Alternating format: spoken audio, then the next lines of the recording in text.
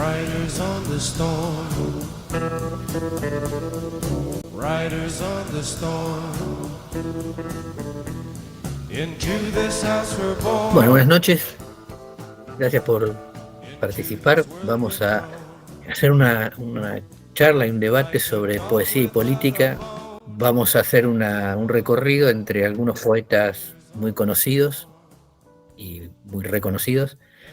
Un libro de reciente aparición que se llama La poesía siempre es hostil al anarcocapitalismo y algunas definiciones que nosotros sostenemos respecto a este tema.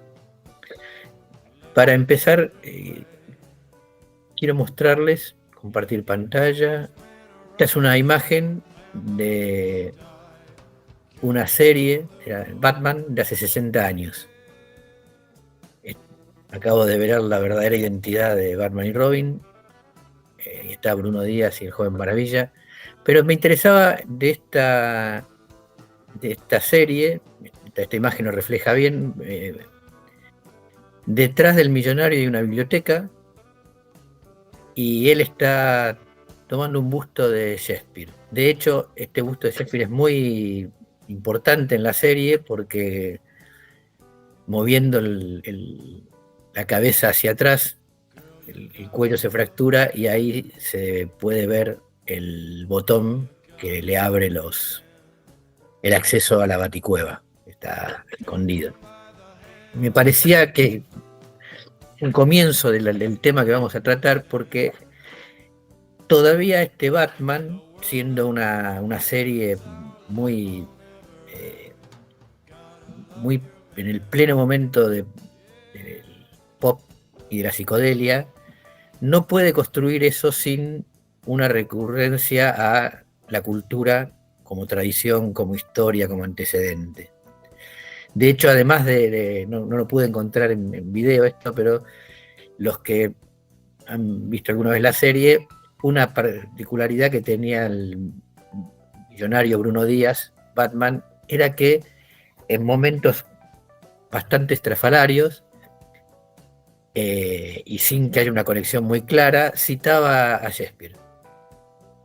O sea, en medio de situaciones muy diferentes, él decía dos frases, dos versos de alguna tragedia, a las que acompañaba con Macbeth, acto 1, escena 3.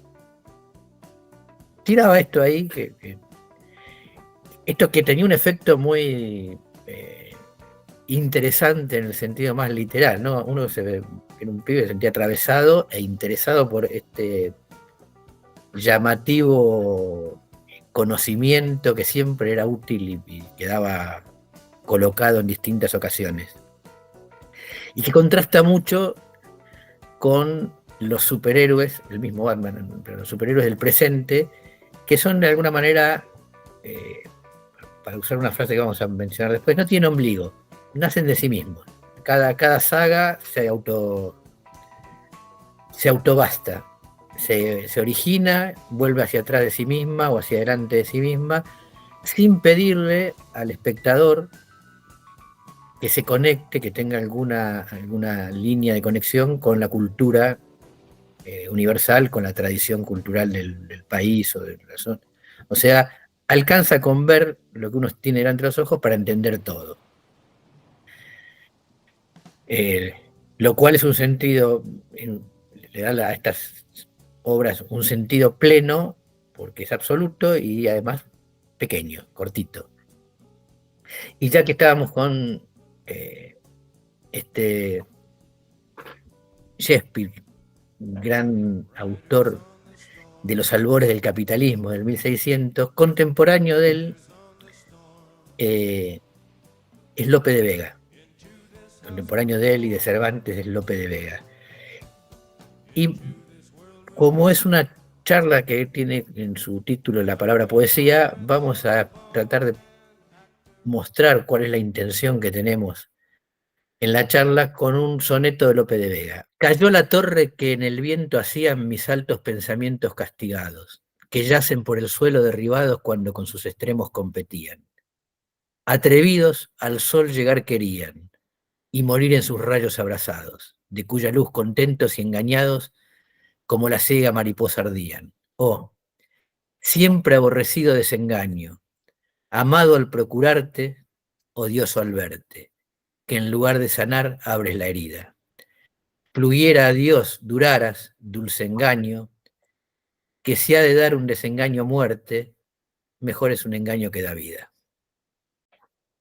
Bien, este soneto de Lope de Vega es una versión poética y por lo tanto menos clara, menos tajante y más difícil de acceder, de que a veces nos resistimos a aceptar una nueva verdad porque derrumba las ideas y los lugares cómodos en los que cuando estábamos equivocados creíamos que queríamos salir.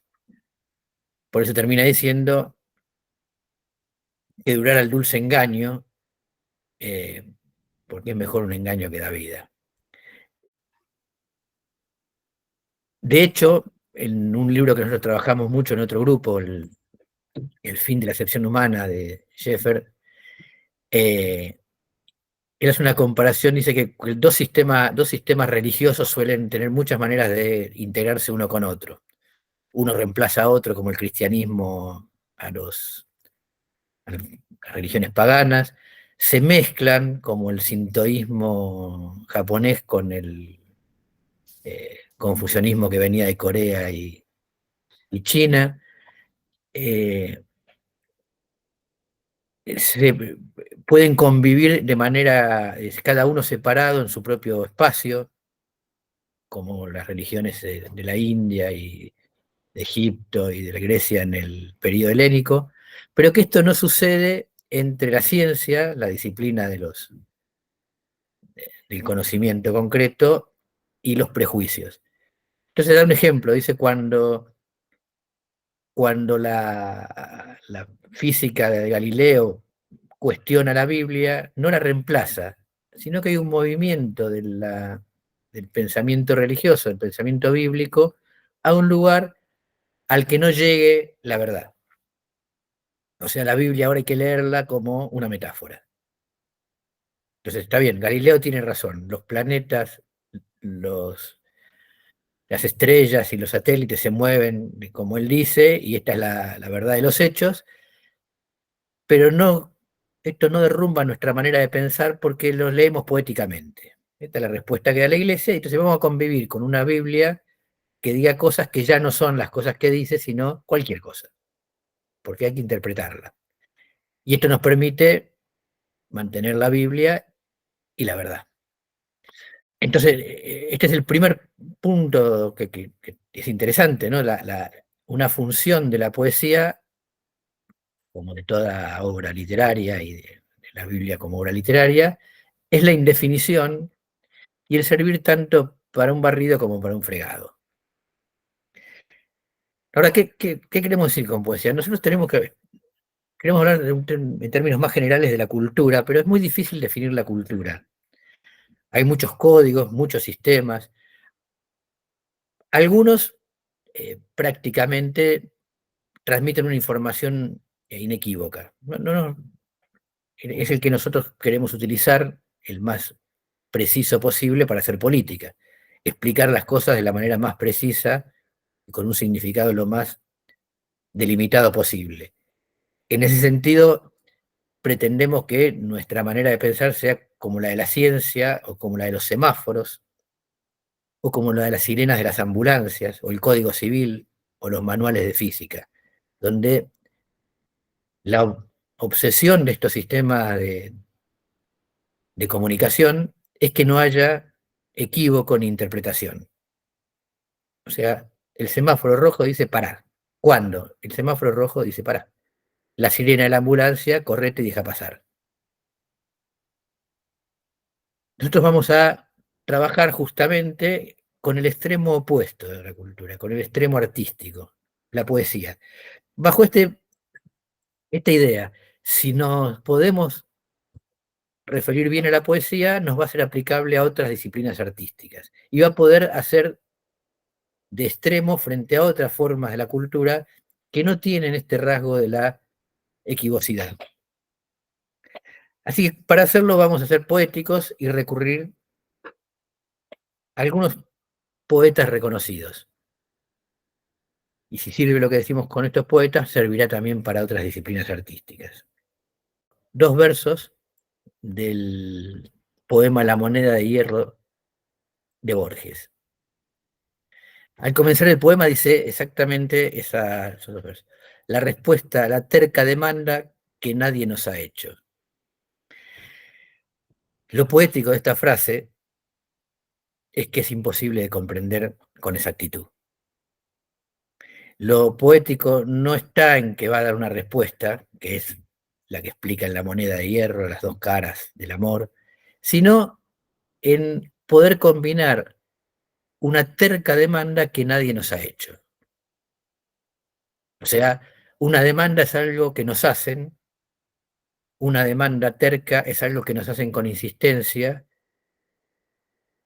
pero esto adquiere otro tono, otro color cuando no hay sujeto de la demanda. O sea que yo voy a responder a una terca demanda que nadie nos ha hecho. Es una manera absolutamente sutil y compleja de hablar del deseo. El único que quiere hablar en este poema es el propio autor, que al no ser solicitado por nadie, se impone esto como si viniera de otro lado y como si además no tuviera otra alternativa que responderlo. Empiezo por acá porque uno podría decir, ¿para qué mierda dar esta vuelta? ¿Por qué no decir, quiero hablar de las caras del amor? Por decir, darle un tema al poema. Porque eso produciría menos satisfacción. Vamos a otro. El comienzo de uno de los poemas más famosos. El poema de los dones. Queda ciego y lo nombran director de la Biblioteca Nacional. Un fanático de los libros, alguien que, como decía él, se imaginaba, se presentaba el paraíso en forma de biblioteca, le dan la dirección de la principal biblioteca del país, pero no puede leer. Pero esto es lo que dice el poema. Nadie rebaje a lágrima o reproche esta declaración de la maestría de Dios que con magnífica ironía me dio a la vez los libros y la noche. Ahí donde podría haber un llanto o una queja, Borges dice, esto es rebajarlo, acá hay una magnificencia. Sí, sí, es medio jodido, ¿no? Es medio jodido lo que me ha pasado, me tocan todos los libros cuando no puedo leer absolutamente ninguno, pero esto es una genialidad de Dios. Y otra vez, podríamos decir, es una manera de hablar de la pérdida. Antes habríamos hablado del deseo, de la pérdida, de lo que no hay, y peor, de lo que no hay y jamás va a haber. Sí, pero deformado por la belleza, velado por la belleza y por la inteligencia. Es más, lo poético tiene como condición esto que mencioné antes de la serie sesentista de Batman. No nace de sí mismo. Si hay un terreno en el que podemos reivindicar el ombliguismo, es en la cultura. ¿Pero por qué digo que lo podemos reivindicar? Porque tener ombligo significa venir de algún lado, ¿no? El ombligo es lo que nos une a la placenta y que es como la marca de nacimiento. Eh, y la cultura, el arte, se enriquece cuando no es solo lo que puede hacer un ser humano aislado. Borges escribe una biografía de Tadeo Isidoro Cruz. Tadeo Isidoro Cruz es Cruz, el compañero de Martín Fierro. Aparece en el poema de Martín Fierro, el poema narrativo de Martín Fierro, y cumple eh, tiene cierta importancia. Borges retoma esto, pero ya me exige algo, me dice, vas a entender poco de este cuento si no sabes quién es Tadeo Isidoro Cruz. Si es la primera vez que conoces el personaje, te perdés todo lo que ese personaje ya es. El final del cuento es el que les acabo de mandar.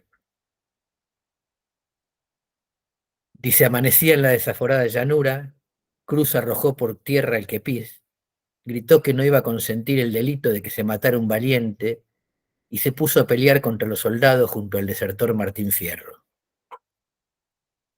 Este es el final del cuento, donde termina la biografía breve de Tadeo Isidoro Cruz, que es mucho más disfrutable, está escrita en 1949, si yo leí estos versos de 1872. Dos estrofas del Martín Fierro. Dice, tal vez en el corazón lo tocó un santo bendito, a un gaucho que pegó el grito, y dijo, Cruz no consiente que se cometa el delito de matar ansí un valiente. Y ahí nomás se me aparió de entrándole a la partida. Yo les hice otra embestida, pues entre dos era robo, y el Cruz era como lobo que defiende su guarida. Como ven, gran parte de la belleza del final del cuento está en la reminiscencia de la escena maravillosa que narra José Hernández, en la que, y Borges retoma mucho de esto, en la que en la tradición, podríamos decir, muy argentina, no sabemos si creada por la llanura y las guerras civiles o por los escritores argentinos que tomaron este tema como tema literario, el coraje es superior al deber.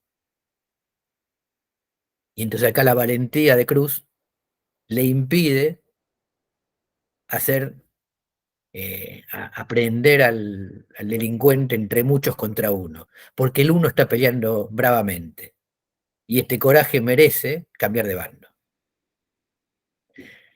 O sea, es muy difícil disfrutar de la cultura si tengo que tener una cultura producida para el instante, al estilo de las franquicias de Marvel.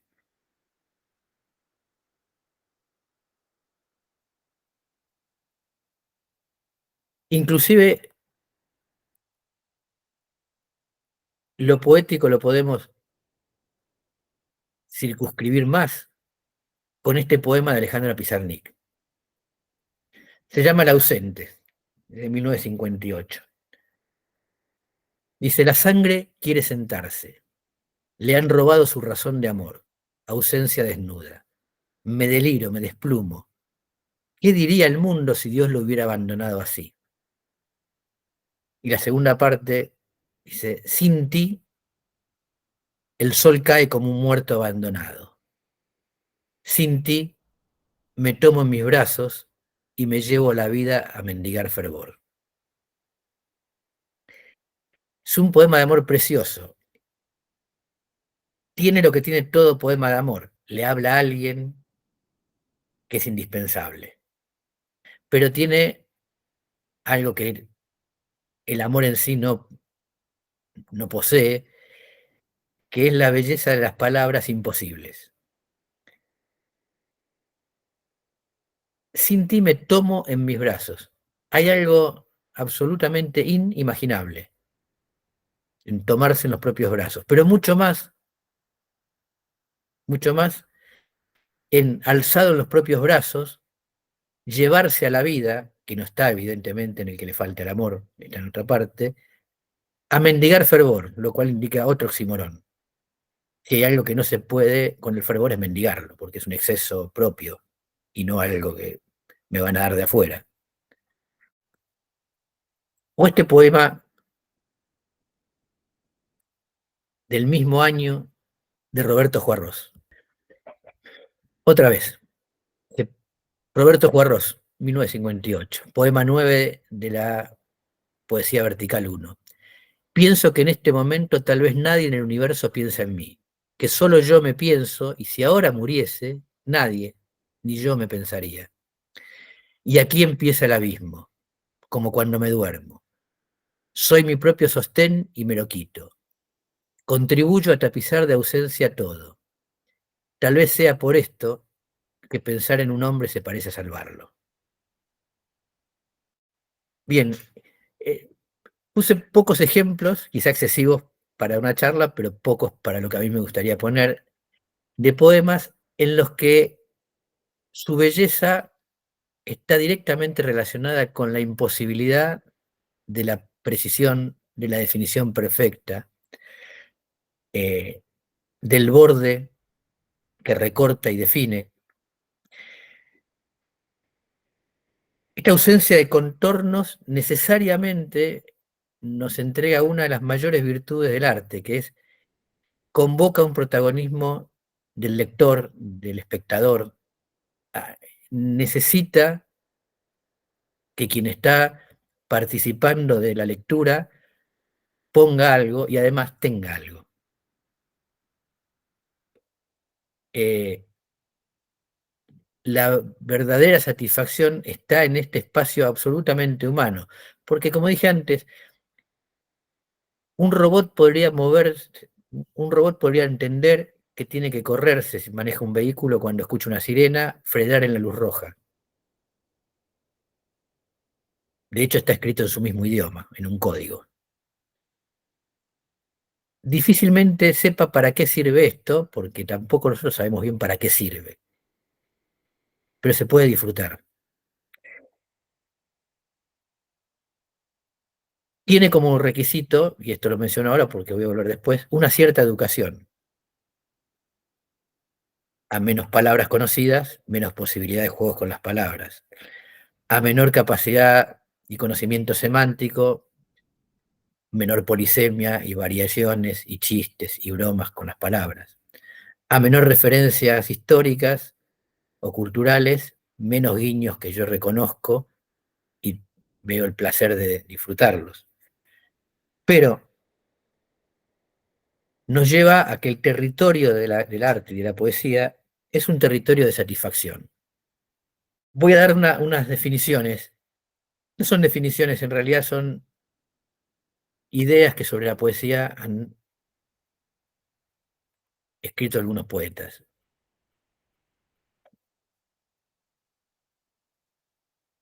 Este es de Roberto Juarros, es muy posterior al poema que leí, pero refleja perfectamente esto que muchas veces buscamos en el arte. Dice, la poesía es una visionaria y arriesgada tentativa de acceder a un espacio que ha desvelado y angustiado siempre al hombre, el espacio de lo indecible. Es una palabra interesante, indecible, porque no es de lo no dicho, sino de lo indecible. Es algo que hay que decir, pero no se puede. Más linda es esta de Alejandra Pizarnik.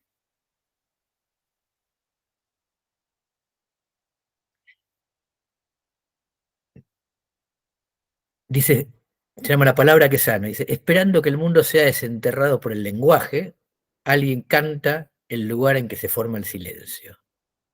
Luego comprobará que no porque se muestre furioso existe el mar, ni tampoco el mundo. Y esta es la parte crucial. Por eso cada palabra dice, y además más y otra cosa. Me voy a decir que el último verso, el último renglón, la última oración este texto, es fundamental. En el mundo de los códigos, en el mundo de la información, de la transmisión y la comunicación, cada palabra se busca que diga. En el mundo del arte, esperamos, demandamos e intentamos que cada palabra diga, además más y otra cosa. Lo cual significa que cuando retornamos a la precisión, perdemos poesía. Cuando queremos ser precisos, exactos, transmitir lo que el otro no debe interpretar mal, se vuelve menos poético. Pero entonces podríamos decir, ser poético es abrir un espacio del equívoco, del error, de la mala interpretación. Exactamente. Y esto nos produce placer. Por eso Eliot decía en un ensayo que se llama Función social de la poesía, que el placer es una de las funciones centrales de la poesía. El placer de la indeterminación. Borges dice sobre unos versos de Quevedo que Quevedo percibió que tenían muchos sentidos, por eso los dejó. Aceptó unas conferencias que hace en 1967 en Estados Unidos y aceptó un recorrido mostrando todas las posibilidades. Dice, su tumba son de Flandes las campañas y su epitafio la sangrienta luna. Lo que Borges dice, bueno, la luna ensangrentada de la batalla o la media luna de la bandera turca, y va desgranando distintas posibilidades para cada verso. Pero luego de recorrerlos dice, ah, por eso están puestos, por ese placer de la indefinición, de la búsqueda, de la resonancia, ese placer de sentir a la inteligencia funcionando. Escribe Borges que parte de su literatura está basada en el anacronismo deliberado y las atribuciones erróneas.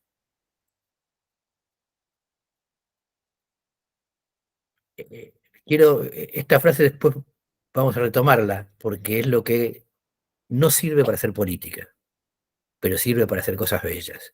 Entonces, en el idioma analítico, John Wilkin hace esta enumeración, esta clasificación de los animales.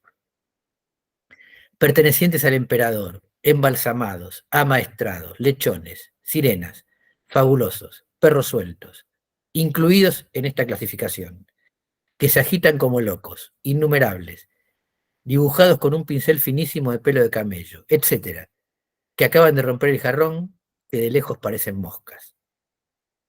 Una clasificación inútil, imposible y mala como clasificación, y que en estas falla en su aparente designio, está la atracción.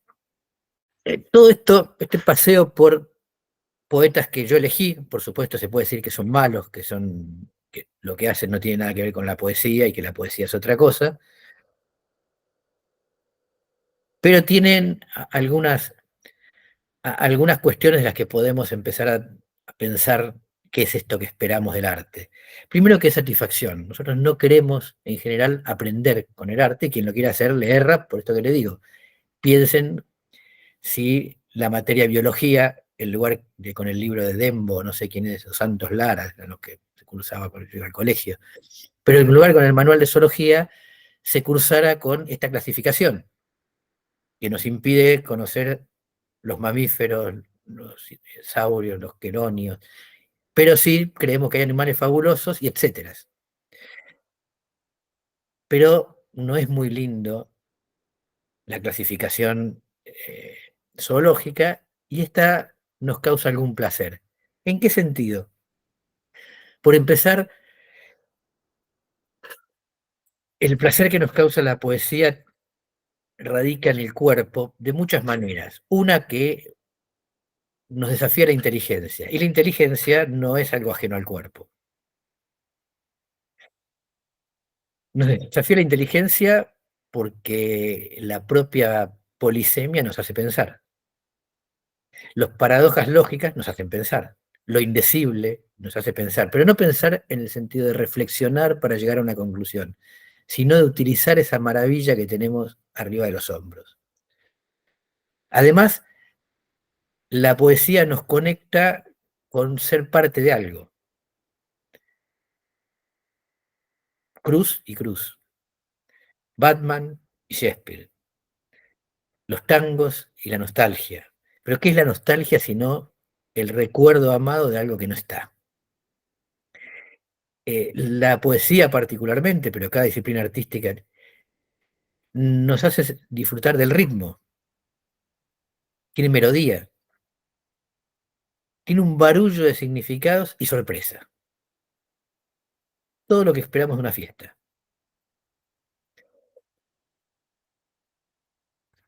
Conecta con el cuerpo y por lo tanto complica a esa parte del cerebro que necesita poner al cuerpo entre paréntesis. El pensamiento racional, el pensamiento que busca desarrollarse en base a la lógica. De hecho, al revés, los ejemplos que he dado, todos utilizan la lógica para hacerle burla. Enumeraciones que no tienen sentido, cuerpos que se sostienen a sí mismos, decir lo que no se puede decir. El sentido estaría más en este cruce del significado posible de las palabras con el cuerpo. Eh, es muy fácil de detectar cuando uno piensa ese tipo de música que todos amamos y nos produce gran satisfacción sin poder, en general, argumentarlo de manera técnica. La música de la adolescencia de cada uno.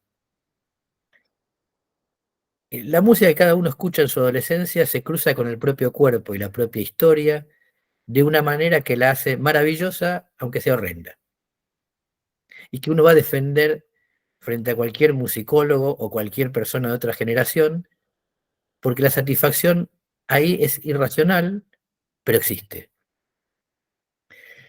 Estamos en un terreno donde el significado, la comunicación, el sentido, la lógica y la causalidad se ponen en falta, se los complica al servicio del disfrute y la satisfacción corporal. Ahora vamos al libro que nos parece la antítesis de esto, empezando por el título. Es decir, un mal libro puede permitir una buena lectura, eso es lo que vamos a intentar hacer. El libro eh, comienza con un título que solo tomado poéticamente se puede considerar. La poesía siempre es hostil al anarcocapitalismo. ¿Por qué? Porque algo que se puede interpretar de diferentes maneras sería siempre hostil a una cierta manera de administrar el Estado capitalista. ¿Por qué? Ya vamos a ver por qué. Pero sí podemos ver por qué se editó este libro. El libro Toda poesía es hostil al anarcocapitalismo tiene párrafos en el prólogo como el siguiente. Por eso, las relaciones sociales se han convertido en verdaderas mercancías al servicio de las grandes corporaciones que manejan los hilos del Big Data. Podría ser una poesía si no fuera parte del prólogo. Podría ser una poesía porque carece absolutamente de sentido y llama a alguna interpretación, pero no es una poesía. Intenta explicar por qué esto que viene después es poético. ¿Y por qué escribir un libro de poesía si quiero combatir al anarcocapitalismo? Porque soy peronista y no puedo hacerlo de otra manera.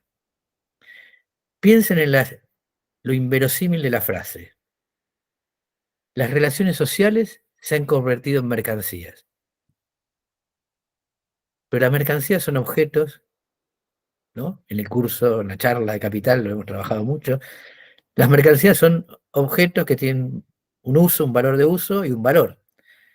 Valor que ha sido incorporado a la mercancía para eh, ir al mercado y luego poder intercambiarse por otras mercancías, como una relación social que está en la génesis de la posibilidad de la mercancía, podría a sí misma transformarse en una mercancía. Tiene un reflejo lejano de Pizarnik. Y yo me alzo en mis brazos y me llevo a la vida a mendigar fervor, acá las relaciones sociales producen mercancías y se mercantilizan a sí mismas en otro giro inentendible e imposible. Después viene, además que esto es al servicio de las grandes corporaciones que manejan los hilos del Big Data. Eh, es una enumeración borgiana acá. Si lo otro de Pizarnik, que es que nada quede afuera. Pongamos todo en una enumeración Esto produce o fascinación o hilaridad. Y luego hace la apuesta de por qué escribir este libro.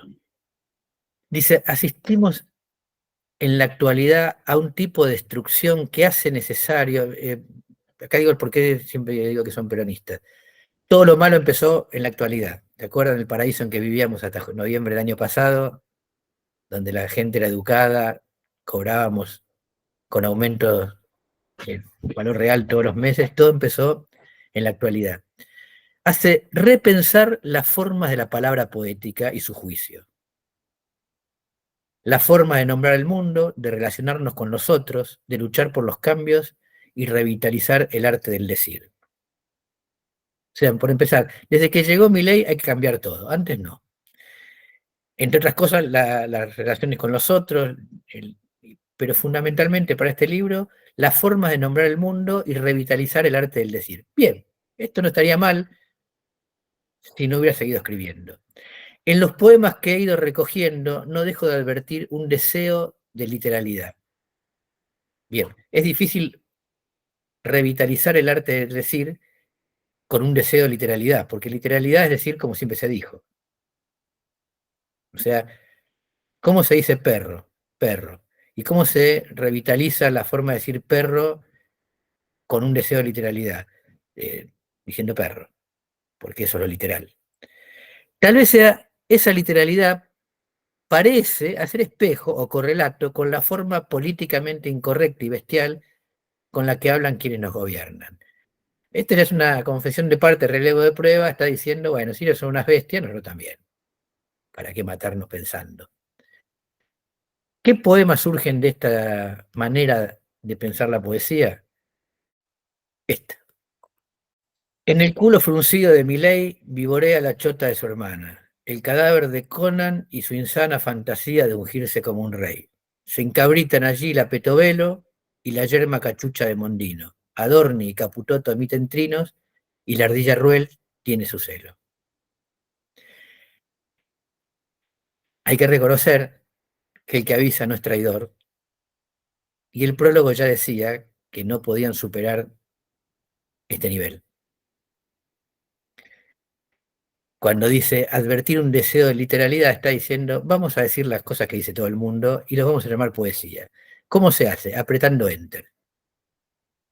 Digo las mismas pavadas, pero cada tantas palabras hago saltar el renglón y a esto lo vamos a llamar poesía. Toda la sutileza, la imposibilidad, lo indecible, la paradoja lógica, la sorpresa, la manera de llamar a las cosas haciendo resonar algún rasgo que se nos escabullía, el hacernos recordar que somos parte de una historia, de un mundo y que ese mundo nos atraviesa, todo esto lo dejamos de lado. Vamos a hacer política diciendo que hacemos poesía. Vamos a hablar de manera imprecisa porque la precisión nos mancha a nosotros mismos. Somos peronistas, mejor mantengamos la literalidad y dejemos abortada la causalidad. Que no se sepa de dónde viene todo esto. Bien, esto desde mi punto de vista no tiene mucho que ver con la poesía. Es una tramoya. Si yo no puedo hacer política de manera clara y transparente, entonces digo que soy un poeta. Pero acá vienen nuestras definiciones y dejo de torturar los contextos que hay que leer. No, no es como decía Paco Ibáñez, la poesía no es un arma cargada de futuro. Coincidimos más con Juan Gelman, que además de armas sabía algo más que Paco Ibáñez, que decía que un endecasílabo jamás derribó un dictador.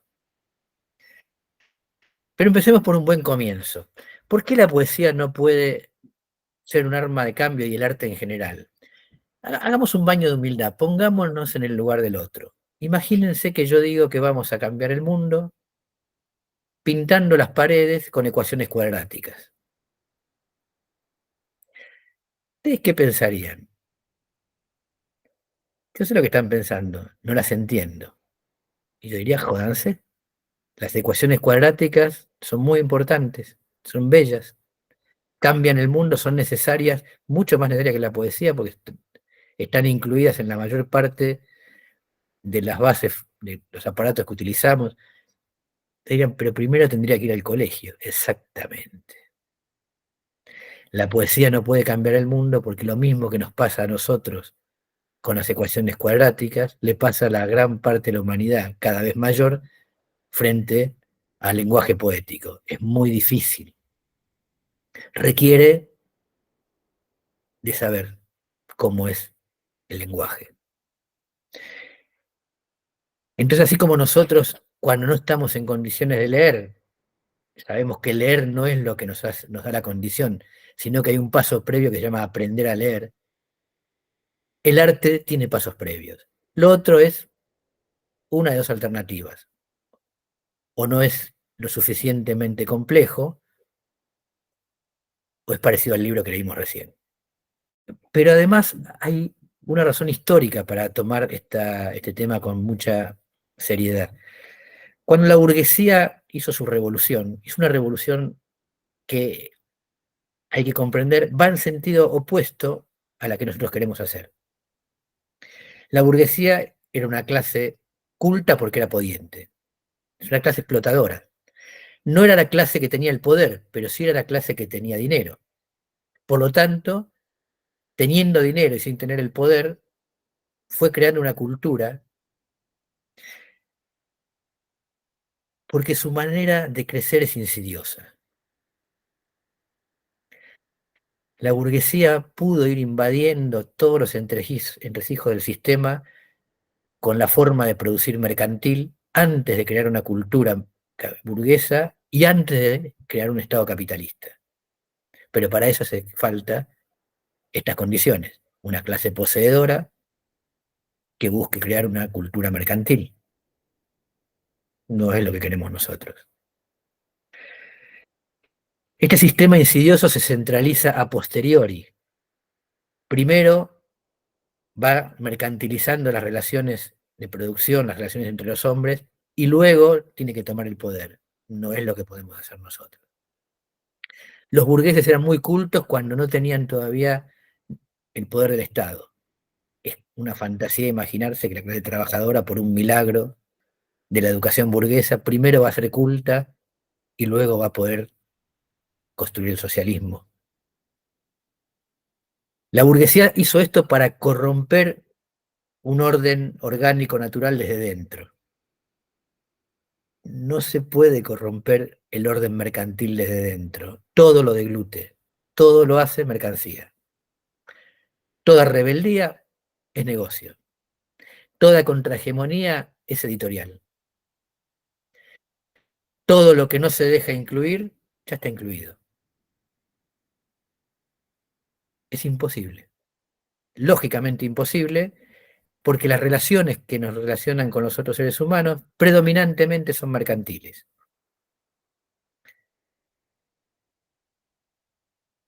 Nosotros creemos que la cultura y el arte, como todo en el capitalismo, está determinado por la producción. Pero la producción de la cultura y el arte en el capitalismo es mercantil. Está hecha en base a la propiedad privada, a la producción en masa, a la baja del costo unitario y a la separación de los productores con los consumidores. Y a la separación de los productores con los medios para producir.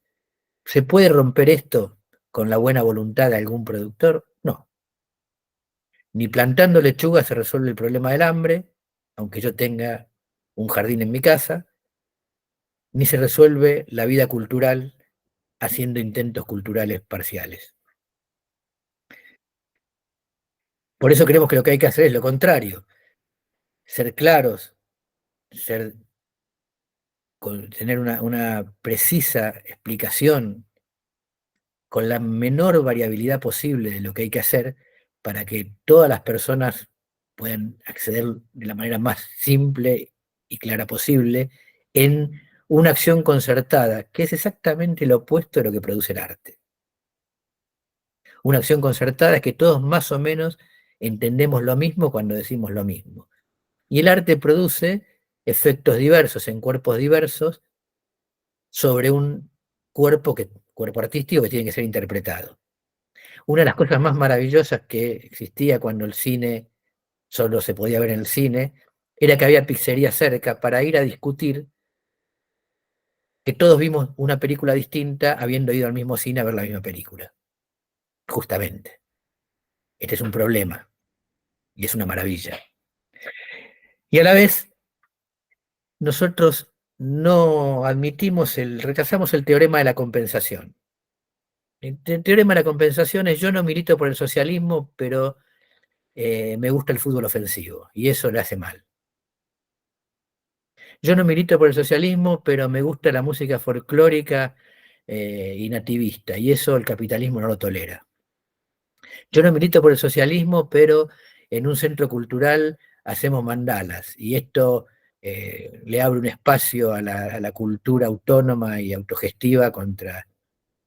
Imagínense la preocupación que tiene el Estado burgués, Netflix,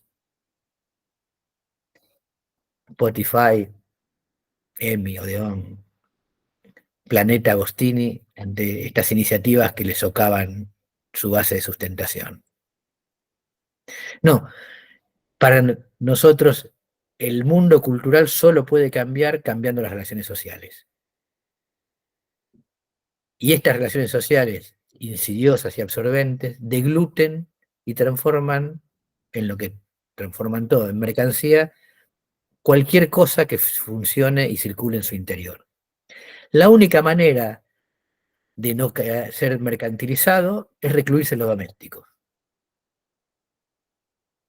La única comida no mercantilizada que yo como me la tengo que preparar yo mismo.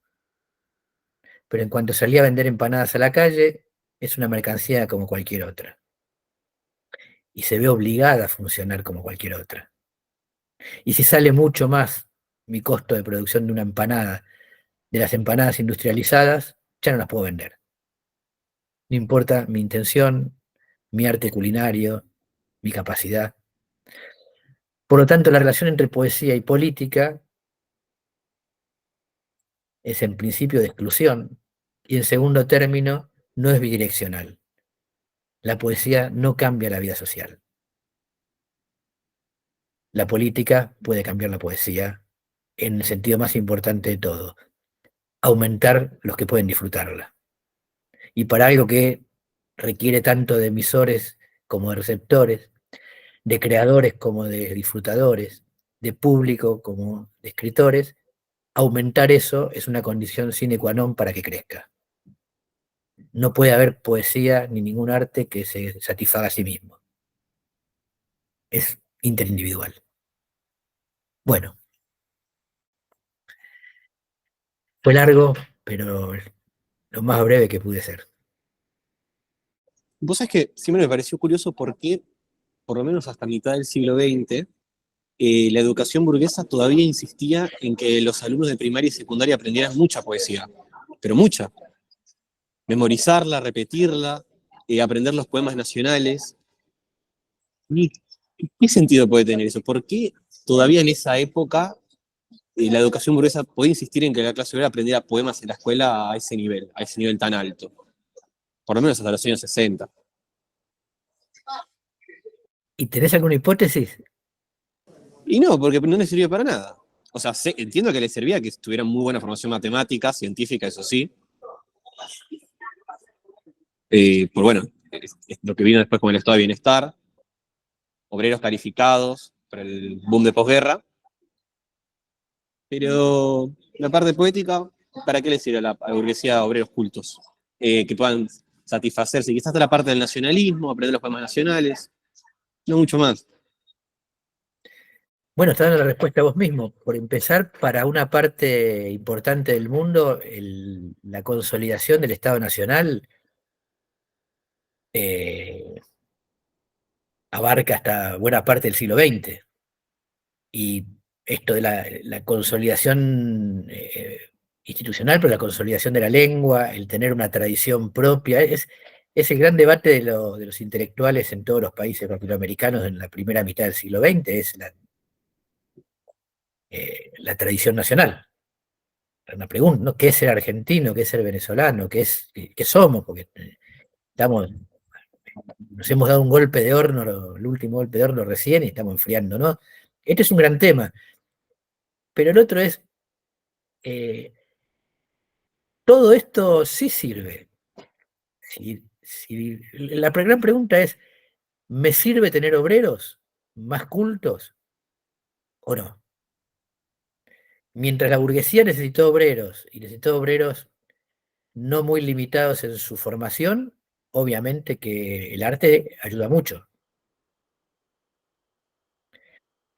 Nos saca de la idea de que somos una máquina. Ayuda a leer, que es un tema importante. Ayuda a leer no en el sentido alfabético, ayuda a leer un texto, a interpretarlo, a entender, ayuda a la relación entre los seres humanos. Yo tengo que poder leer seres humanos que son polisémicos como un poema. Eh, Obviamente, cuando yo quiero formar seres humanos para una sociedad que en algún sentido está creciendo, una formación muy limitada no me sirve. No me sirve. Yo necesito algunas cosas, está mencionado en el anteúltimo artículo que publicamos. Es un problema. Yo necesito algunas cosas que unan a las mónadas productivas. El individualismo extremo no me explica por qué no tengo que matar a todos y robarles, porque no me dice, yo necesito intermediaciones con la sociedad, creer en la patria, en mi comunidad, y eso no tiene una explicación racional mercantilista. Eso requiere que el cuerpo sea atravesado por ciertas historias. Y si no, me cago en todo. Y esto, si me cago en todo, el capital se muere en mi generación. Así que hace falta construir algún tipo de comunidad. El problema es hasta qué nivel y para qué. Para una sociedad pujante, de posguerra, sí. Y además, una parte de esa formación es la base para una formación superior. Hoy no hace falta. De todas formas, estimo que en los lugares donde están formándose la capa del intelecto general, la capa de los científicos, tiene una formación más completa. No alcanza con ser solamente los matemáticos saber matemática. Porque la inteligencia se limita mucho en ese sentido. Se limita, quiero decir, una persona que no ha leído nada de literatura, no ha visto películas, no tiene formación en las historias que los seres humanos desarrollamos entre nosotros. ¿Cómo hace para trabajar en una empresa? Se come todos los caramelitos, cree todo, porque la cultura es esto, es una historia de cómo funcionamos los seres humanos. La historia de que voy a ir a trabajar en un lugar y no es que todos estamos en pos de la producción. Va a haber celos como en Otelo, ambición como en Ricardo III,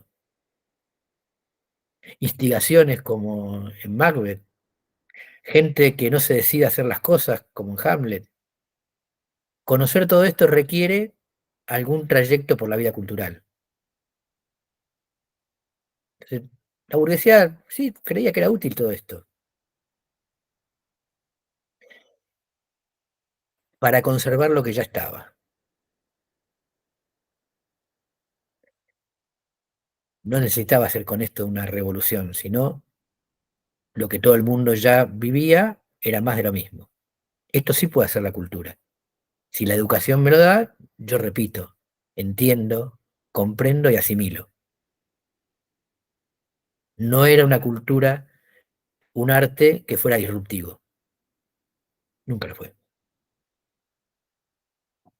El arte disruptivo podría ser, en todo caso, los cielitos de Bartolomé Hidalgo, ¿no? Composiciones poéticas de alabanza de los ejércitos libertadores. Pero acá viene la gran clave. Eso es importante y sirve si previamente Manuel Belgrano escribió la representación de los hacendados, hicieron la Revolución de Mayo y están los ejércitos combatiendo.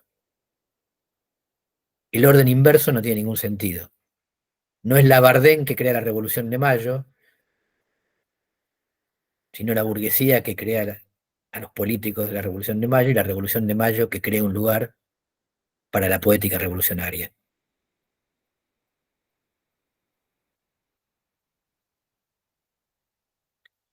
Por eso, derrotada la generación del 70, la música que escuchaban se dejó de escuchar, porque es la lucha la que crea el espacio para el arte y no el arte el que crea el espacio para la lucha. Es la misma música, está grabada, está disponible. ¿Quién escucha hoy a Biglietti? Con un elemento interesante, la poca precisión trae paradojas. Daniel Biglietti es un cantante uruguayo que escribió una canción muy cantada en la década del 70, muy cantada, casi un himno de la izquierda. La canción se llamaba A Desalambrar. Grobo Copatel dice que él la hizo realidad, porque los pools de siembra desalambran, toman extensiones mucho mayores que la de los campos particulares y los integran en una gran superficie gestionada por el pool de siembra. Así que, literalmente, por falta de precisión, Grobo Copatel cumplió el deseo de la canción de Biglietti. Hola, compas. No, yo una cosa, a ver, porque yo, no sé, a mí lo que me pasa ponerle cuando uno, o yo particularmente, lee algo, una novela, una poesía, o libros que ha leído, lo que sea, es como para, no sé, no estoy pensando, voy a leer esto porque por esto voy a luchar por tal cosa, lo leo porque me gusta.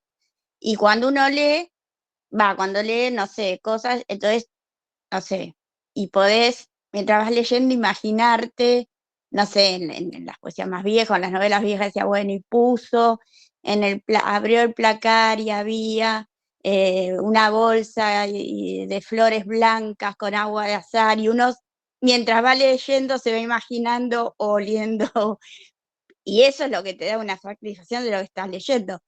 Ponele lo que, lo que leíste y ya me daba, o sea, si me tengo que imaginar, en, no sé, todo lo que dijiste de Villarroel y todo eso, qué asco, ni leo esto.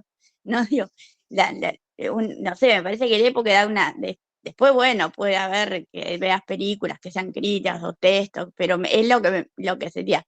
Después, con lo que decía Diego, a mí me pasó que cuando antes de hacer en la Facultad de Enfermería, hice el auxiliar de enfermería, nos llamaba la atención que nos daba muy rápido lo que era salud pública o anatomía o esas cosas, y nos daba mucha matemática y mucha cívica. Y una vez pregunté por qué, me dijo, bueno, lo que pasa es que ustedes van a estudiar un año y van a tener que ir a trabajar con médicos y con otra gente, entonces para que puedan hablar con los otros, para que cuando alguien diga algo no sean tan brutos, ¿no? Y puedan, que no haya tanta diferencia entre un profesional más capacitado y ustedes que los sacamos a laburar rápido. Y la matemática, pues si nos equivocamos en una, nos sirve para trabajar. Y lo otro no era tan importante ir Después, nada, en la práctica es importante porque después nos salíamos a leer un gas en sangre. Pero bueno, eso es otra cosa. Pero digo, eso de que te formaban con lo básico como para salir y sí con cosas para que no hubiera tanta diferencia entre los que tenían más formación y nosotros que íbamos a tener una formación rápida para ir rápidamente a laburar, pero medianamente no podíamos ser no podía haber tanta diferencia. Me hizo acordar eso con lo que preguntó Diego y lo que le respondí a Ricardo. Y una pregunta es, igualmente, no está muy mal ahora que no se vea como que yo lo que siento que igual antes como que tuvimos más acceso, qué sé yo, a mejores test, como que ahora es todo como, no sé, una mierda lo que consumimos y que no nos sirvió en algún punto haber escuchado mejor o no, o por ahí es una idea nada más nuestra, que escuchamos mejor música, mejor que eso, nada, también una duda de eso. Categóricamente, Alejandra, no nosotros, cada generación ha tenido una educación y una formación peor. Esto Mariano tiene una larga lista de textos sobre degradación de la educación y está probado, no es una sensación. Y eso hace también muy difícil disfrutar de cosas, porque si yo no puedo, no me forman, no puedo. Perdón, buenas noches, compañeros. ¿Se escucha, no? Perfecto. Bien, genial. Un poco, en realidad de acuerdo totalmente con el planteo de que esto del huevo o la gallina, que en realidad no termina siendo el huevo o la gallina, sino que hace si es la poesía a lo político o lo político a la poesía. Acuerdo que indefectiblemente es lo político al arte, en realidad, tratando de ser un poco más general. Y también creo que es un acompañamiento, digamos, un poco también lo que plantea, tratando de citar un par de ejemplos. Creo que Carlos Ford plantea con el teatro anarquista de comienzos de siglo, en donde las obras de teatro siempre terminaban con un nacimiento, por el hecho de que los obreros laburaban todo el día, y tratar de generar el mensaje lo más simple, rápido posible, que era el tiempo que tenían eh, para, para contemplar o hablar particularmente de la cuestión anarquista o de la lucha obrera. Después también por ahí se me viene a la cabeza Canto a nuestra posición, por ejemplo, de Dalton, que también es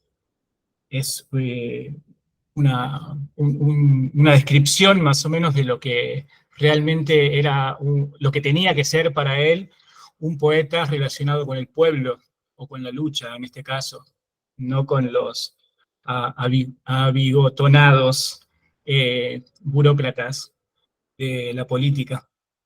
Eh, pero termino un poco acordando en esto de la necesidad de, de que este acompañamiento algunas veces termina en cuestiones como esta, la que acabamos de leer, o la que acabo de leer, lo acabo de abrir yo el libro terrible, todo poesía es hostil, que inclusive también habla contra los perros de los comunistas marxistas.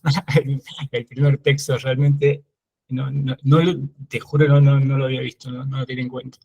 Pero es muy terrible, digamos, también podemos encontrar estas cosas relacionadas. Y siendo a lo último, que yo creo que va un poco con lo educativo que planteaban al final, alguna vez se intentó hacer, o intentamos hacer acá, dos puntos concretos que son juntar las poesías que hablaban sobre los obreros y particularmente sobre los obreros de los ingenios, eh, para hacer una compilación, digamos, y al final no tuvo éxito en realidad, pero la idea era llevársela a los obreros, digamos, porque muchos se sorprendieron una vez que pudimos leer un par, porque no sabían, digamos. Yo no sé si mi viejo alguna vez pudo haber escuchado que escribieron sobre él, comentaba uno, digamos. Eso también yo creo que hay una lejanía enorme en lo real que puede describir alguien que tiene el acceso a la palabra y a la educación y a quienes va dirigida y cómo puede llegar hasta ahí, digamos. Qué sé yo, Tizón, que yo creo que no hay ninguna otra persona que describa mejor el norte que Tizón, a pesar de que no está, digamos.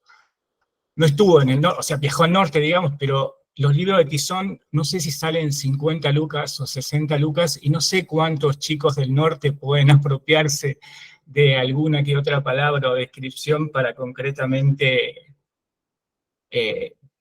poder describir ese lugar tan bello y hermoso en el que viven. Porque también esto va al hecho de la necesidad, esto que hablábamos recién, de poder transmitir y leer y acompañar los momentos claves de los procesos. Ayer estuve en un encuentro con estudiantes de historia y la mayoría también hablaba sobre el jujeñazo del año pasado, o sea, la necesidad de poder contar la historia reciente, cómo, cuándo, con qué herramientas. Yo creo que eso también es algo que hay que tener en cuenta. Nada más eso, compañeros. No sé si aporté o hice más bolas, perdón. No, aportaste mucho, Tony, porque ayuda a definir sobre todo me interesa el tema de Tizón. El problema de los 50 lucas es un problema secundario. Es importante, pero la fantasía de la izquierda, en realidad, vuelvo al poema inicial de Lope de Vega, acá las ilusiones que hay que dejar de lado y que uno después quiere volver a tenerlas no es la plata, no es la plata. Por eso no es la redistribución del ingreso, no es platita en los bolsillos, es la sociedad. Si, si robamos, si fuéramos un grupo armado y conseguimos que Planeta envíe a Jujuy 50.000 ejemplares de Fuego en Casabindo, para mí el mejor libro de Tizón, no pasaría nada. Es re complejo. Hay que poder disfrutar de una narrativa que va y viene, que no nombra pero sugiere, cuyos personajes están vivos pero están muertos. Lo puede regalar, no alcanza. Hace falta aprender a leer. Y cuando digo aprender a leer, no, vuelvo a lo que dije antes, aprender a leer no es aprender solamente los rudimentos de cómo se componen las palabras con las letras y qué efectos tienen. No, aprender a leer. Y esto es un entrenamiento que lleva mucho tiempo de entrenamiento. Lo otro no sirve. Ha habido un montón de experiencias de estas de repartir libros. Y no pueden funcionar porque es como que es repartir violines. Me traes un violín a mi casa, termino usándolo para guardar lápices, para sostener ropa en las cuerdas, no sé. Algún uso que yo le vea posible de acuerdo a mi conocimiento. Si no, tenés que enseñarme música. Y eso no es una acción. Por eso el teatro anarquista es muy interesante, a condición de reconocer que es un teatro para convencidos, es teatro anarquista. Funcionaban los locales anarquistas y el número vivo de los actos, igual que la declamación, eran todas cosas maravillosas en una época de gran impronta el artesanado, para reproducir de manera artesanal elementos de la escuela en las propias filas anarquistas. Pero bueno, cuando digo el que nosotros consideramos que la producción es el eje del pensamiento socialista, no estamos en una época artesanal. Entonces, principio de siglo, esto era repotente y tuvo un florecimiento entre obreros artesanos. También luchaban por educar, creaban sus propias enciclopedias, está bien, entre artesanos.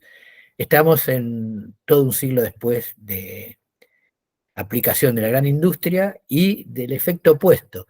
Ya no son, los que no tienen trabajo ahora no solo no son artesanos, sino que han sido desprovistos de todas sus capacidades productivas y expulsados de la producción.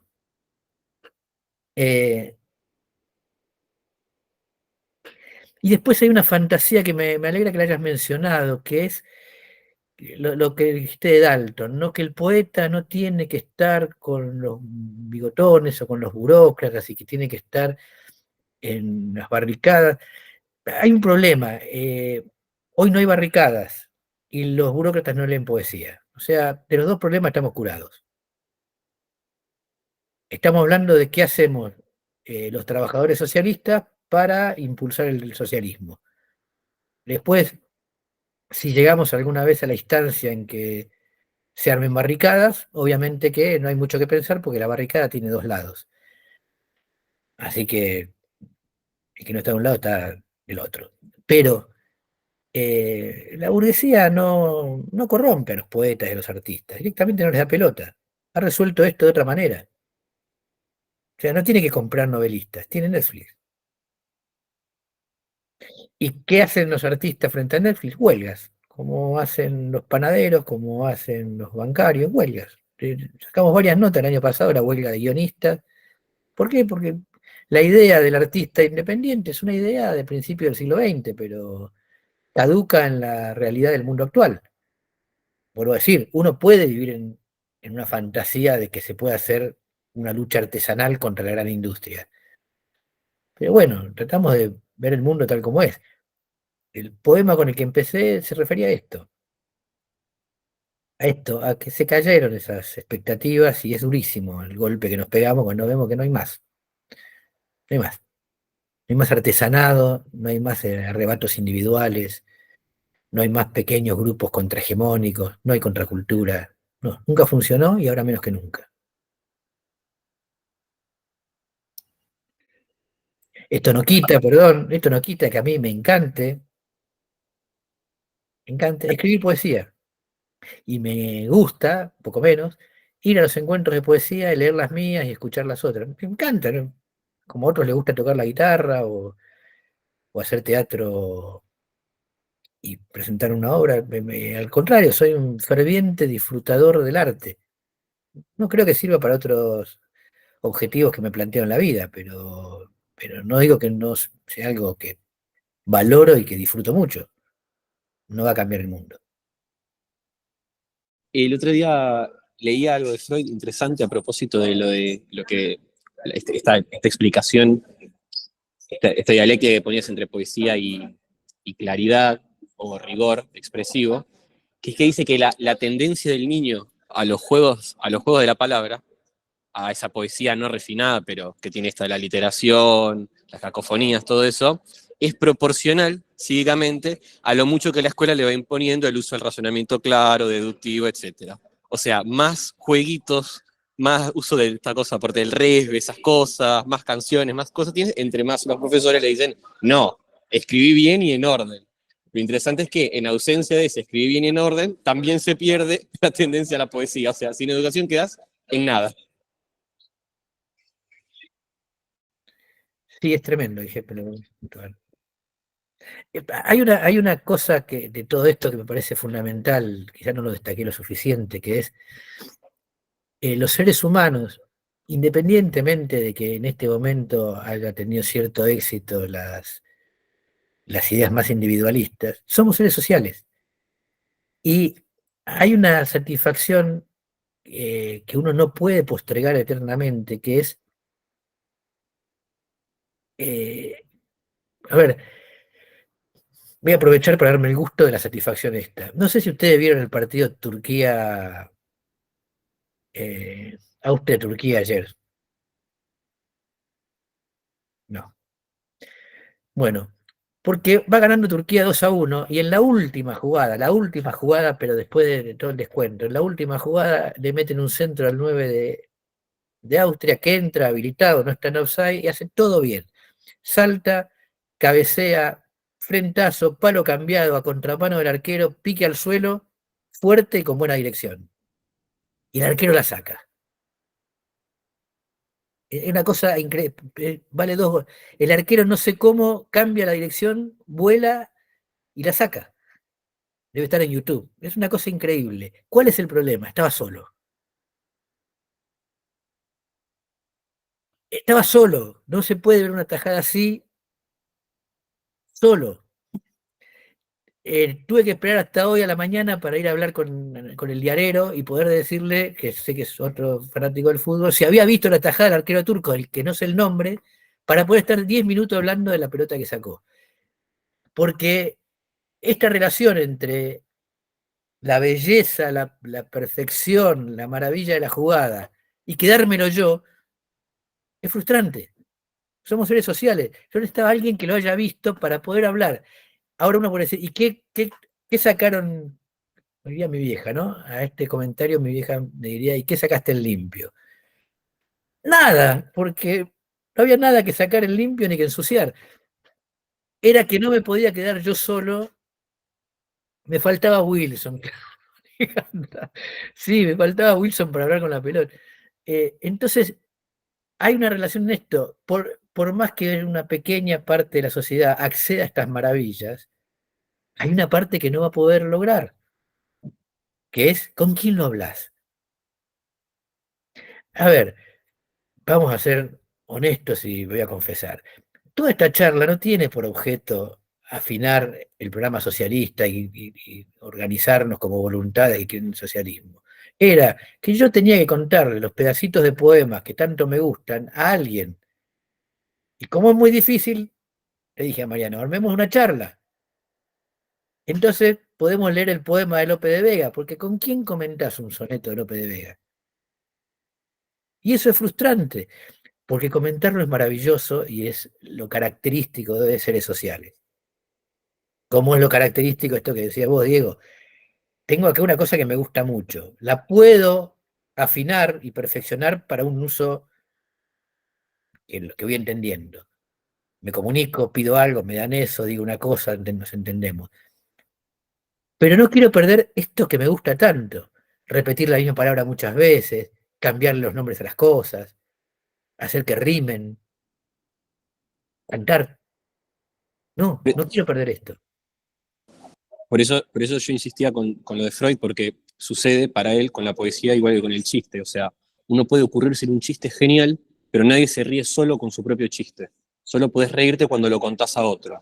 Con la poesía pasa lo mismo. Es la razón por la cual no vas, un diario íntimo en realidad siempre está escrito como para un otro, esperando porque sea leído, o todo poema también es para otro. O sea, sin la sanción del otro, dice Freud, no se efectiviza esa sublimación de las pulsiones, no se llega a la satisfacción.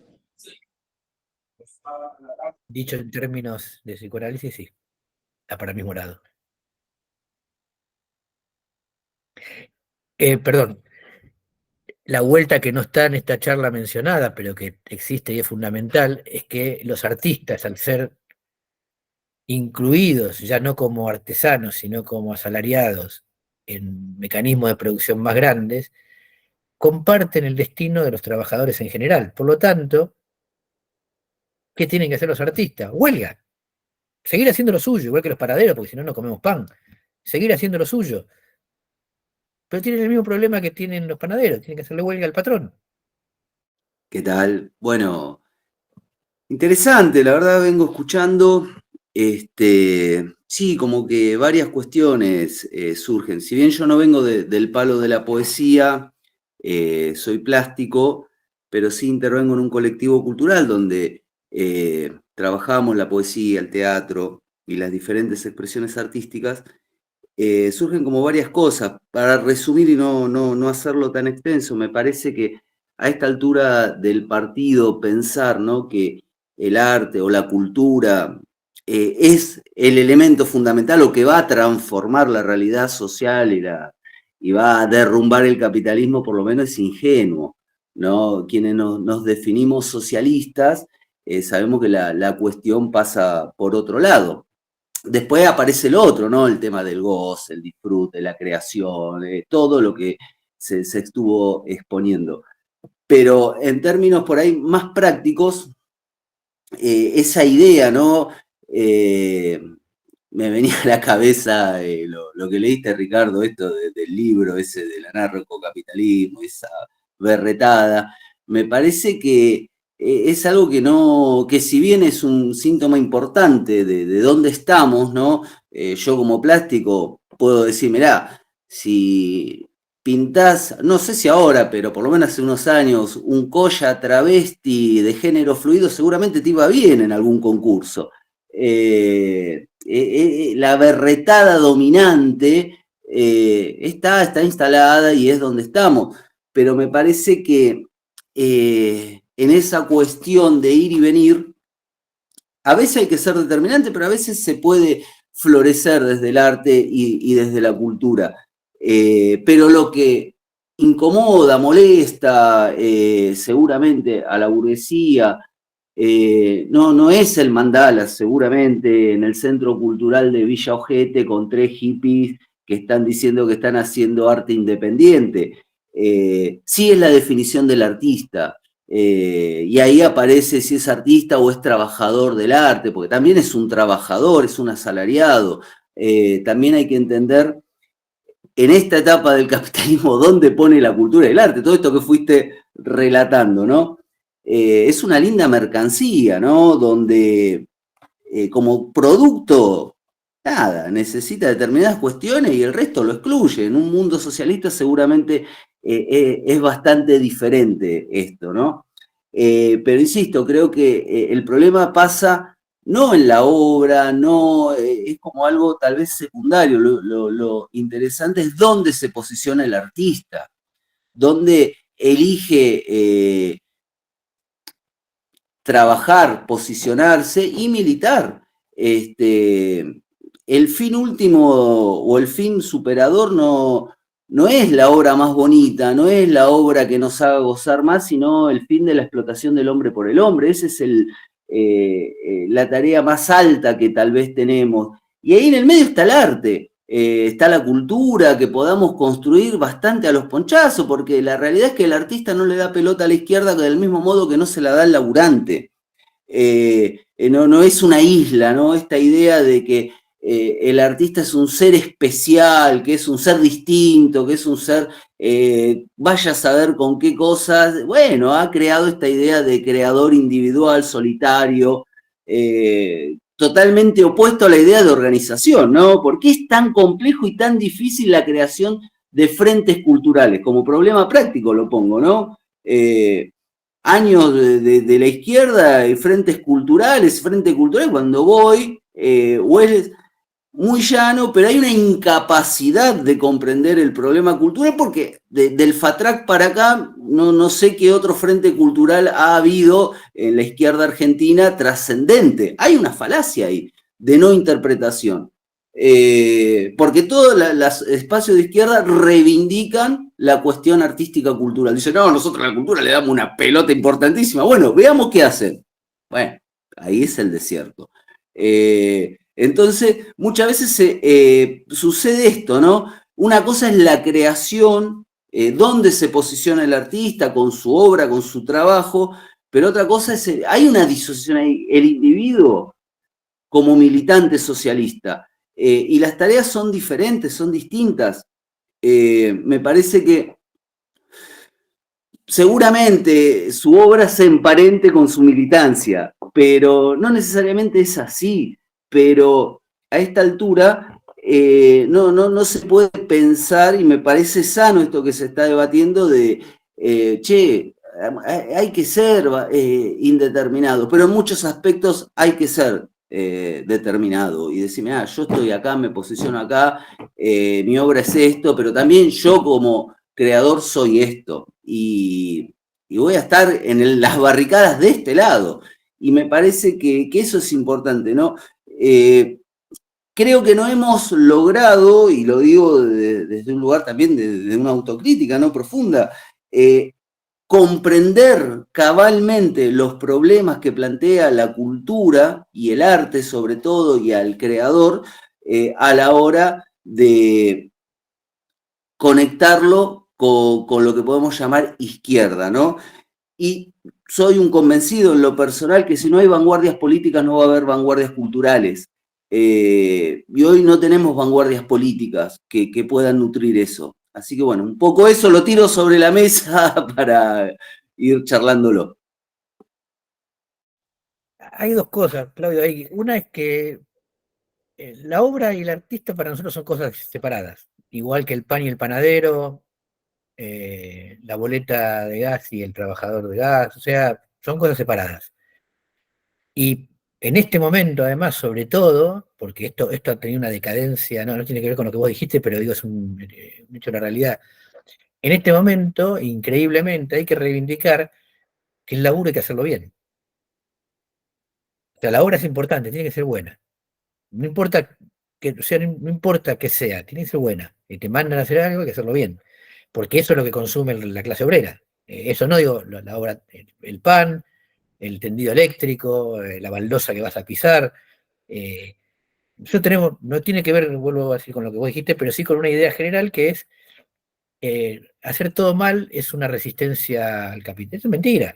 Hacer todo mal es cagar a la gente. Y uno tiene que hacer y acá, lo que el que va a consumir espera. Porque a mí no me importa si yo soy vegano, si trabajo en una casa de empanada y me piden de carne, tengo que darle de carne, porque el tipo vino a comer empanada de carne, no que le meta tofu, porque soy vegano y mi ideología, o sea, en todo caso tengo que convencer a todos de que queda abolida el consumo de carne. Entonces, la obra tiene que ser buena. buena, es decir, lo mejor que se puede hacer de cada uno y lo que puede hacer disfrutable por cada vez menos gente, porque te digo, hay una relación indirecta entre las virtudes de una obra y la capacidad de disfrute de esa obra de la clase trabajadora. Entre los, no lo mencioné hoy, pero hemos alguna vez eh, hablado sobre esto. Adorno decía que la música debía ser dodecafónica, porque tenía toda una teoría de la equivalencia entre los tonos y los semitonos. O sea, la música debía ser, para Adorno, algo que nadie entendiera, disfrutara, algo que sería bueno por definición, pero tampoco esa es nuestra postura. Tiene que ser lo mejor posible y hay que cambiar el sistema para elevar a la clase trabajadora y el artista. Ahora, no vemos motivo para que haya frentes culturales distintos de cualquier otro frente. Creo que el fracaso es que los frentes culturales se proponen algo imposible. Porque, ¿por qué habría un frente cultural? ¿Por qué la cultura tendría un frente propio? Salvo que se proponga producir cultura. Y si se propone de manera autónoma producir cultura, está condenada. Como cualquier producción autónoma que quiera combatir la producción general mercantilizada. No hay posibilidad. Todas fracasan y cuando se habla de experiencias, lo importante es el resultado de las experiencias. Fracasan. Las experiencias más generales han tenido que atravesar otros problemas. Otros problemas. En general, los estados que han planificado la economía han empezado por alfabetización, porque hay que entender lo que es la cultura para poder producirla en masa y para incorporar a clase trabajadora ahí. Más o menos bestial, han empezado por la alfabetización y han empezado por incorporar lo que ya estaba al funcionamiento del nuevo Estado. La deriva de la Unión Soviética es muy interesante al respecto, pero los bolcheviques no tenían un frente cultural y tenían motivos para tenerlo, porque a diferencia y esto es muy importante para las discusiones de la izquierda, porque a diferencia de nosotros que vivimos en un capitalismo plenamente instalado y donde toda la producción cultural funciona bajo la lógica mercantil, el Estado zarista no era un Estado burgués. Entonces, la inteligencia burguesa no había estado nunca en el poder y convencerla o no convencerla, ganarla o no ganarla, era todo un tema de debate posible. Hoy no existe una inteligencia burguesa, existe gente que trabaja para los burgueses.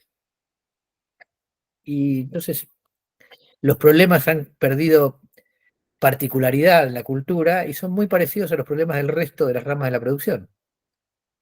Por eso la gran tarea para nosotros es aunar voluntades con un programa claro. Programa claro, poco polisémico, poco poético,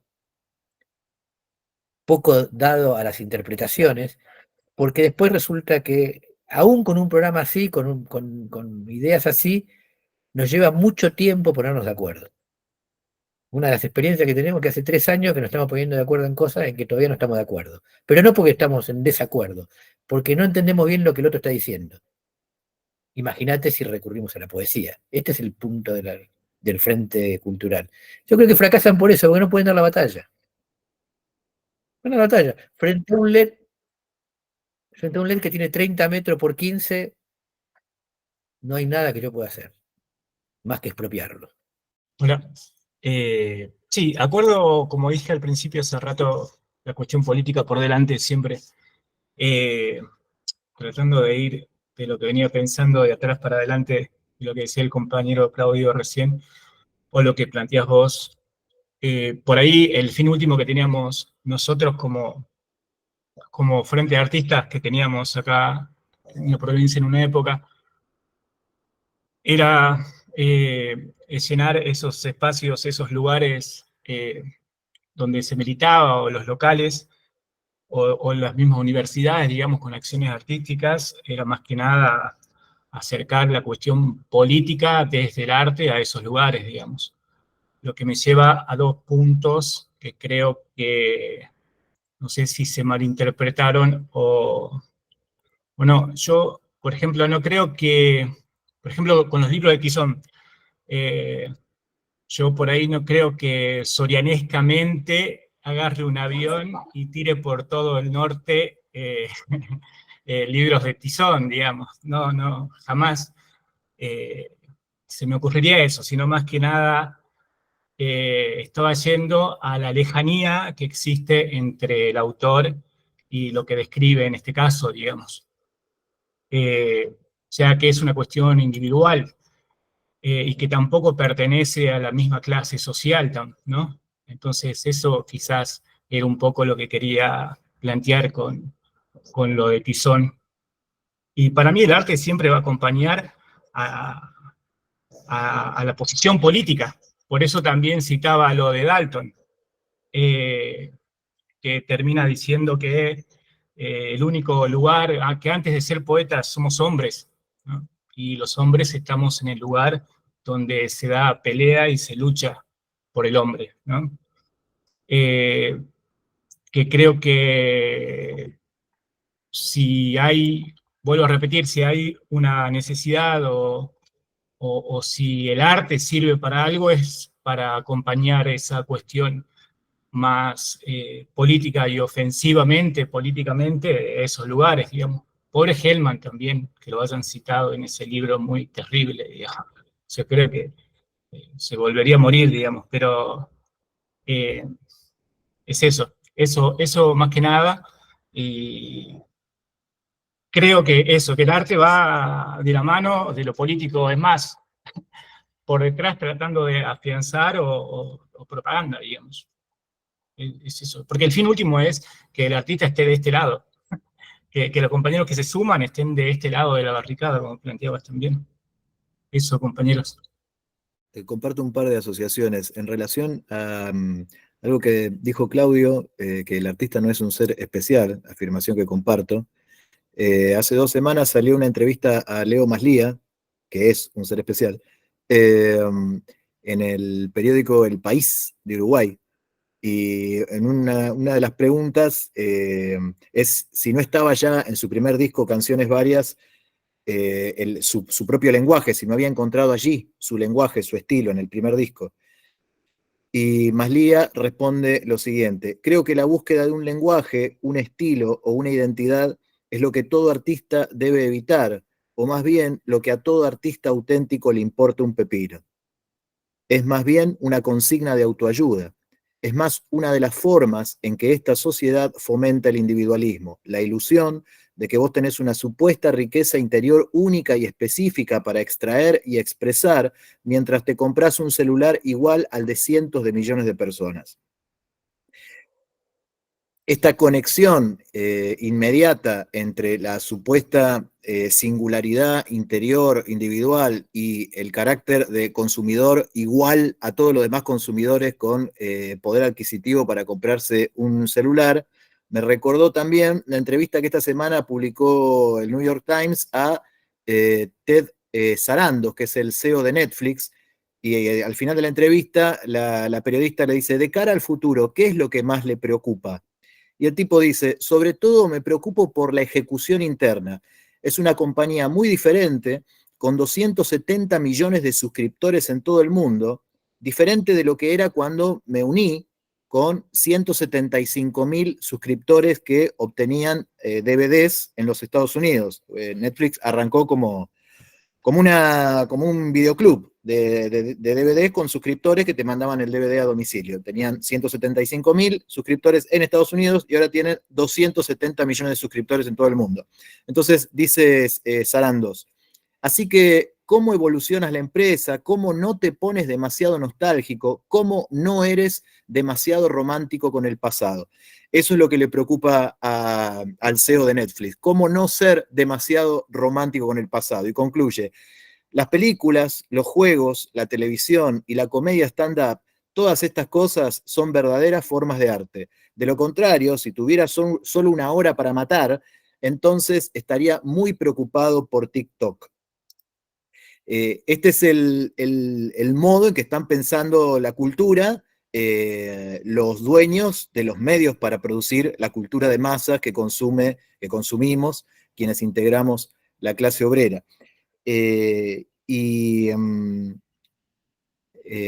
hacer un link, yo pensé lo mismo que Alejandra cuando hablabas de la necesidad, Ricardo, de compartir con alguien esa tajada extraordinaria del arquero turco. Pensé también en Wilson, porque claro, una de las astucias de la película de Zemeckis, El náufrago, es ponerle a Hanks un compañero que, si bien la película es una especie de relectura, reinterpretación del Robinson Crusoe, no le iba a poner un esclavo viernes, le puso una película, le puso una pelota y con eso queda de manifiesto y de manera artística la necesidad de un otro y también la necesidad de, de, las, de los otros como proveedores de herramientas y de materiales. No sé si recuerdan que en la película El náufrago, cada tanto el mar trae objetos del avión que se cayó para que el tipo se pueda construir medios para poder sobrevivir, porque tampoco tiene los recursos. Un tipo criado en esta sociedad no tiene los recursos para sobrevivir en una isla desierta. Necesita ciertos elementos que ha producido la cultura y la tecnología a lo largo de siglos y milenios. Lo mismo pasa en la novela de Daniel Defoe. El barco de Robinson naufraga cerca de la orilla y entonces el tipo cada tanto nada al barco y rescata objetos que permite resolver en la escritura problemas que ni siquiera en el orden, en la dimensión ficticia de una obra literaria parece que se pueden resolver. Y dos cosas finales. Uno, relaciona a una pregunta de Diego, que ahora se fue, pero Diego preguntaba, ¿para qué sirve estudiar, en su caso, tanta poesía? Y uno podría decir, ¿para qué sirve estudiar funciones cuadráticas si voy a ser profesor de educación física y muchas otras cosas? Está habiendo una reivindicación desde la corriente llamada ciencia de la lectura de los métodos tradicionales de transmisión de la lectoescritura, es decir, los métodos de alfabetización, porque gracias a los últimos descubrimientos de las neurociencias, hay una relación de causa-efecto que puede estudiarse entre la composición de ciertas constelaciones neurológicas que se realizan mediante ciertos ejercicios a cierta edad que tiene el ser humano. Es decir, así como alguien que no obtiene los alimentos necesarios en los primeros 3 años de vida no los recupera nunca más, alguien que no aprende de determinada manera a leer y escribir a cierta edad, no logra después reconstruir esas conexiones neuronales que son fundamentales para pensar de determinada manera, para interpretar, para analizar, facultades cognitivas, que no es que vienen de manera innata en el cerebro, sino que hay que provocarlas, a esas facultades. De manera que la memorización de versos, el ritmo que ofrecen, la acentuación, la cadencia de los versos, del poema, el análisis de las distintas figuras retóricas que aparecen en la versión completa del himno nacional argentino. Estoy recordando ejercicios que hacía yo en mi propia escuela, ¿no? Son todas maneras no solo de adquirir un contenido ideológico que tiene que ver con el nacionalismo o un contenido un poco más, si quieren, colectivo, común, de compartir con una comunidad una serie de conocimientos, como la pelota Wilson que compartimos con Alejandra, sino también hay una dimensión neurológica que tiene que ver con la creación, la generación de determinadas facultades mentales, cognitivas, perceptivas en el cerebro que de otro modo no se realizan. Y por último, y en relación a esto y a la degradación educativa que vivimos, ayer fui a cenar a un bar acá que se llama Cortázar, que es un bar muy lindo, y que tiene toda la biblioteca de Cortázar. Jamás vi a alguien sacar un solo libro de Cortázar para leer en el bar, y voy bastante seguido, y me encontré en el primer piso que había un encuentro de un club de lectura, que cumplía no sé cuántos años, era el aniversario del club de lectura. Y bueno, me fui a un rincón oscuro donde dije, bueno, voy a poder leer tranquilo porque es el club de lectura. Y el encuentro consistía en una especie de certamen de carrera de mente, donde se preguntaba ¿Cómo se llama la novela de Saramago donde hay un apocalipsis y todo el mundo queda ciego? ¿O cómo se llama el personaje de Cervantes en el Quijote? Que eran así, las preguntas eran de este estilo, y se celebraba y se festejaba, y era un club de lectura en el bar llamado Cortázar, en 2024 en Argentina, en Buenos Aires, en Palermo, digo. Quiero decir, estamos en problemas. Es un país en ruinas y que no puede tener, un país que se hunde, no puede tener una educación ascendente. La educación asciende en la medida en que las fuerzas productivas desarrolladas exigen que esa educación ascienda. Sí, atándolo, esto que decís me parece central, por eso quise intervenir. Me parece que cuando hablamos del problema cultural, ¿no? Y todas sus ramificaciones, del goce, el disfrute y todo lo que venimos charlando, ¿no? La creación, la individualidad, lo colectivo. Si no lo contextualizamos, que estamos en la uberización de las relaciones sociales, donde hoy tu jefe es una aplicación, donde la precarización laboral es desastrosa, donde miles de personas sobran y viven en la miseria más absoluta. Bueno, ¿qué cultura necesita la burguesía para ese mundo? ¿Qué es la cultura que nos plantea? Y ahí aparece el otro problema. No se trata de crear otra cultura o de pensar otra cultura, se trata de acabar con esa miseria y con esas relaciones sociales. Me parece que ahí pasa el problema, ¿no? Porque ese es el contexto en el cual estamos y que va, como señalás, para peor. Bueno, compañeros, habiendo cumplido nuestro tradicional horario de 2 horas, y discutido bastante, y charlado bastante, intercambiado bastante. Me gustó la idea igual de club de lectura con preguntas y respuestas. Poeta centroamericano revolucionario, empieza con D. No haremos la revolución, pero por lo menos podemos sortear unos premios. Vos también, Mariano, va acá al lado. Bueno, espero que hayan disfrutado tanto como yo, que nos sirva para seguir pensando y que nos volvamos a ver en algún próximo encuentro de cultura, o los que tenemos. Están todos invitados, como siempre, a participar del plenario bimensual sobre la situación política en Argentina, y abierto a los compañeros de izquierda, los compañeros socialistas, de izquierda no, socialistas. Nos vemos, compañeros, compañeras. Chao, abrazo. Hola, Analia, no te había visto. Saludos, chao. Saludos a todos. His brain is squirming like a toad. Take a long